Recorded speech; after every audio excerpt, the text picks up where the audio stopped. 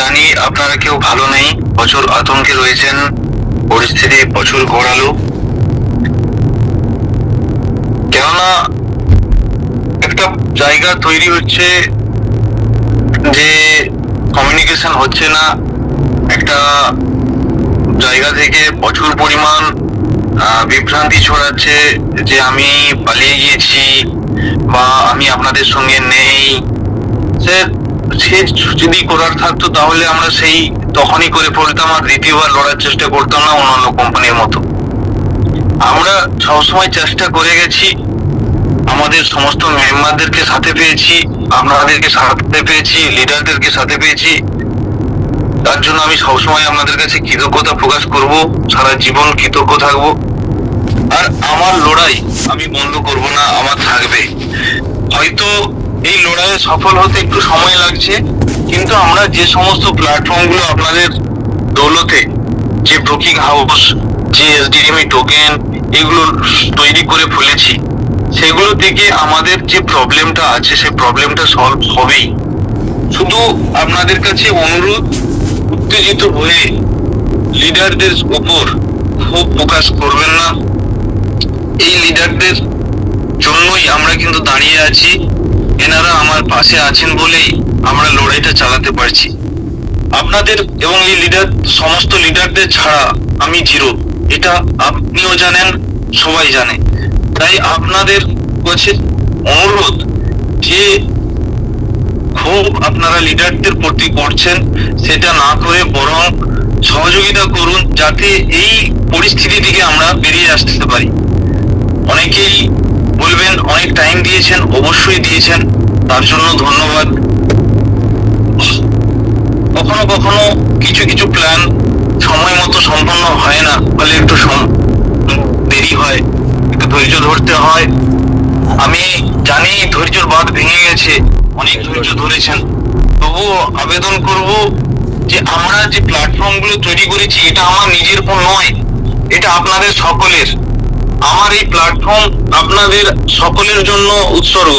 তাই সকলকে অনুরোধ করব, এই মুহূর্তে সকলের সাথে সহযোগিতা করুন, সকলের সাথে মিলেমিশে আমরা সিস্টেমটাকে এগিয়ে নিয়ে যাই, যাতে আমাদের এই পরিবারের যে সমস্ত সদস্যরা এখনো পর্যন্ত ম্যাক্সিমাম, অনেকেই 70% মানুষ এখান থেকে প্রফিটেবল হলেও যে সমস্ত 30% মানুষ এখান থেকে এখনো প্রফিটেবল হতে পারেনি, তাদেরকে আমরা যেন প্রফিটেবল করতে পারি এবং তাদের মুখে হাসি ফুটাতে পারি, এই আতঙ্কের থেকে বাইরে আনতে পারি।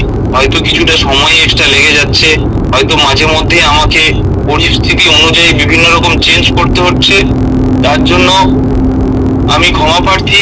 কিন্তু আমাদেরকে লড়াই করা ছাড়া দ্বিতীয় বিকল্প নেই। এই লড়াই আমরা সফল করবই, তার জন্য যা করতে হয় করব। আমি কোনোদিন এই লক্ষ্য থেকে বিচ্যুত হব না যে আমি এসডিএফএক্স এর কোনো প্রবলেম সলভ না করে অন্যান্য কোম্পানির মতো হাত তুলে দিয়ে চলে যাব। আমি আপনাদেরকে একটা অপশন দিয়েছি, তাই কিছুটা ভুল ছিল, তার জন্য বিভ্রান্তি তৈরি হয়েছে ঠিকই, কিন্তু সেটা কারেকশন করে দেওয়া হয়েছে সম্ভবত। আমি ডেভেলপারকে বলেছিলাম যে এখান থেকে এসডিএফএক্স থেকে সর্বপ্রথম আমরা ফিল্টার করে নিই যে কারা এখনো পর্যন্ত লসে রয়েছে, কাদের আসল টাকাটা এখনো ওঠেনি, কাদের কতটা টাকা লস হয়েছে, সেইটা যদি আমরা ফিল্টার করে নিই এবং আমরা যদি সেটাকে প্রাধান্য দিয়ে তাদেরটাকে আগে কভার করে দিতে পারি এবং যাদের শুধুমাত্র আসল টাকাটা উঠেছে তাদের জন্য কিছু বিকল্প ব্যবস্থা করতে পারি, তার জন্য আমরা নানা রকম পরিকল্পনা নিয়েছি। সেটাও আমরা দু একদিনের মধ্যেই তার সিস্টেমটা রেডি করে আপনাদের হাতে তুলে দেব। হ্যাঁ, অনেকেরই মনে ক্ষোভ আছে আমাদের ওপর। আমরা যে ব্যবসাটা করি সেই ব্যবসাটা সম্বন্ধে আমরা অনেক কিছু আগে থেকেই বলেছি, অনেক কিছু সাবধান করেছি, লিগেলি কি প্রবলেম আছে সবই বলেছি, কিন্তু আজকে সেই সব তর্কে যাচ্ছি না। আমি কোনো তর্ক যাচ্ছি না, কোনো রকম কোথায় যাচ্ছি না। আমার একটাই কাজ এই মুহূর্তে, সর্বপ্রথম যেটা দায়িত্ব সেটা হচ্ছে এসডিএফএক্স থেকে যাদের টাকা লস হয়েছে, লসে আছে এখন, তাদের লসটাকে রিকভারি করে দিয়ে প্রফিটে নিয়ে আসা। আর দ্বিতীয়ত যারা শুধুমাত্র আসল টাকাটা ফেরত পেয়েছে তাদের জন্য কিছু ব্যবস্থা করা। আর একটা বক্তব্য আমার দেওয়া দরকার ছিল, মাঝখানটা হয়তো আমি সেভাবে আপনাদের সঙ্গে যোগাযোগ করতে পারিনি ডাইরেক্ট, কিন্তু আমি রেগুলার আমি সামনের সারির আমাদের যারা লিডার, যারা এখনো পর্যন্ত আপ্রাণ চেষ্টা করছে আপনাদের এই প্রবলেম গুলোকে সলভ করার জন্য, আমাকে সমর্থন করছে, আমাকে সাহস যোগাচ্ছে। আমিও মাঝে মধ্যে যখন একলা হয়ে ভাবি, তখন কখনো হতাশ হয়ে পড়ি, কিন্তু যখন এই স্যারেদের সঙ্গ পাই তখন আমি আবার ঘুরে দাঁড়াই, আবার আপনাদের এই প্রবলেমকে সলভ করার জন্য লড়াই করার সাহস পাই। তাই আমাকে একলা করে দেবেন না, লিডারদেরকে চাপ দিয়ে, ক্ষোভ জানিয়ে, জেদি যারা আমাদের জন্য লড়াই করছে তাদেরকে আমার থেকে আলাদা করে দেন, তাহলে আমার লড়াইটা অত্যন্ত কঠিন হয়ে পড়বে। প্লিজ অনুরোধ করছি, কোনো লিডারদেরকে যারা আমাদের হয়ে লড়াই করছে তাদেরকে একটু বিশ্বাস করুন, তাদেরকে একটু সহযোগিতা করুন, যাতে আমরা এই এসডিএফএস পরিবারের সমস্ত সদস্যদের লসের মুখ থেকে লাভের মুখ দেখাতে পারি এবং মুখে হাসি ফোটাতে পারি। তাই আপনাদেরকে আবার বলছি, একটু ধৈর্য ধরুন। আমরা বলেছিলাম এই ডেট থেকে আমরা ব্যবসা শুরু করব, পেমেন্ট শুরু করব, হয়তো একটু লেট হচ্ছে, আমরা করব, তার জন্য সমস্ত ব্যবস্থা করছি। আমি এর আগেও একটা অডিও বার্তা দিয়েছি, তখন ঢুকতে পারছিলাম না ইউটিউবে দিইনি, মানে জুমে ঢুকতে পারছিলাম না বলে একটা অডিও বার্তা দিয়েছি, যেটা আপনারা পেয়ে যাবেন। শুধু এটুকু অনুরোধ করব, একটু ধৈর্য ধরুন। যারা এখনো পর্যন্ত এসটিএফএক্স থেকে লসে আছে তাদের পেমেন্ট গুলো আমরা দেওয়া শুরু করছি। কিছু পেমেন্ট সামান্য কিছু করতে পেরেছি। আমি একটু কাজের জন্য এলপির সাথে মিটিং এ এসেছি, যাতে এই পেমেন্টটা দ্রুত করতে পারি। আমি এলপির কাছে এসেছি যাতে পেমেন্টটা রিলিজ করি, আপনাদের পেমেন্টটা যত দ্রুত করতে পারি। সেকেন্ড নম্বর হচ্ছে, আমাদের কিছু অফিসিয়াল কাজ থাকে, তাই আমাকে মাঝে মধ্যে এখানে আসতে হয়। সেটা নিয়ে আতঙ্ক করার কিছু দরকার নেই, কেননা আমাদেরকে ব্যবসাটা করতে হলে ব্যবসার যত সামান্য কাজ আমাদেরকে করতে হবে। তার জন্য আমাকে যে কাজগুলো থাকে সেগুলোর জন্য যদি আমাকে আসতে হয়, সেটা নিয়ে আতঙ্ক করবেন না। প্রচুর মানুষ আছেন যারা কিন্তু আজকে আমাদের কোম্পানির থেকে বেরিয়ে গিয়েছেন, তারা বিভ্রান্তি তৈরি করছেন, অন্যান্য কোম্পানি করছেন। তো তারা আপনাদেরকে নানা রকম ভাবে উত্তেজনা সৃষ্টি করছেন, তাতে কি হচ্ছে, আমাদের কাজটা আরো দেরি হয়ে যাচ্ছে। প্লিজ দয়া করে উত্তেজিত হবেন না, একটু ধৈর্য ধরুন। আপনাদের কারো টাকা লস হতে দেব না। আমি যে কোনো পরিস্থিতি হোক, আমি সেই জায়গা থেকে পরিস্থিতিকে সামলে নিয়ে আপনাদের সমস্যাকে সমাধান করব। তার জন্য শুধু একটাই অনুরোধ, যেভাবে আপনারা সহযোগিতা করে এসেছেন এতদিন, আর একটু সহযোগিতা করুন, যাতে আমরা এই প্রজেক্ট গুলোকে আর একটু সময় দিয়ে সফল করে আপনাদের প্রবলেম গুলো সলভ করে দিতে পারি। প্লিজ উত্তেজিত করে, লিডারদের উপর প্রেসার করে আমাকে একলা করে দেবেন না, ওনাদের সাথে সহযোগিতা করুন, যাতে আমরা আমাদের কাজগুলো, আমাদের প্রজেক্ট গুলোকে সফল করতে পারি এবং আপনাদের এই সমস্যা থেকে মুক্ত করতে পারি, এবং আমরা সম্মানের সাথে যাতে আবার পুনরায় যে যার জায়গায় বসবাস করতে পারি, এবং যে যার জায়গায় আমরা যাতে সম্মানের সাথে ফিরে আসতে পারি, এবং আমাদের ব্যবসাকে যে লক্ষ্য ছিল সেই জায়গায় পৌঁছাতে পারি। তার জন্য সহযোগিতা করলে, আমরা আপনাদের সহযোগিতা পেয়েই সেটা সফল হবে। অসংখ্য ধন্যবাদ জানাই আপনাদেরকে। জানি অনেক ধৈর্য ধরেছেন, আর একটু ধৈর্য ধরুন, প্রবলেম সলভ হয়ে যাবে। কখনো কিছু সময় এমন খারাপ যায়, পরিকল্পনা অনুযায়ী কিছুই হয় না, ডিস্টার্ব হয়, হয়তো আমাদের ক্ষেত্রেও সেই সেপ্টেম্বরের পর থেকে একটু সময় খারাপ যাচ্ছে। চেষ্টা করছি, লড়াই করছি, অন্যদের মতো লড়াইয়ের ময়দান দিকে ভেঙে যায়নি। এটুকু বলছি, এটা সমাধান করতে যেটুকু সময় লাগবে সেই সময়টা আপনাদের কাছে চেয়ে নিচ্ছি। একটু সময় লাগবে আর একটু সমর্থন লাগবে।